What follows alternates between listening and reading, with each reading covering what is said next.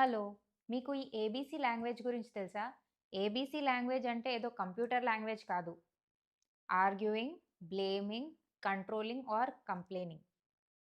ఈ లాంగ్వేజ్‌తో చాలామంది ఉంటారు. అండ్ ఎప్పుడు ఆర్గ్యూ చేస్తూ, బ్లేమ్ చేస్తూ, కంప్లెయింట్ చేస్తూ వాళ్ళేం ఫీల్ అవుతారంటే, వేరే వాళ్ళని డామినేట్ చేసేసి వాళ్ళు సుపీరియర్ అయిపోవచ్చు అని ఫీల్ అయిపోతూ ఉంటారు. కానీ దీనివల్ల ఏమవుతదంటే, అనవసరంగా వేరే వాళ్ళకి దూరమవుతారు. అందరికీ దూరమవుతారు. ఇంకా చాలా చాలా కోల్పోతారు. దీని బదులు గ్యాప్ అనే లాంగ్వేజ్‌ని అలవాటు చేసుకోండి. Gratitude, appreciation and positivity.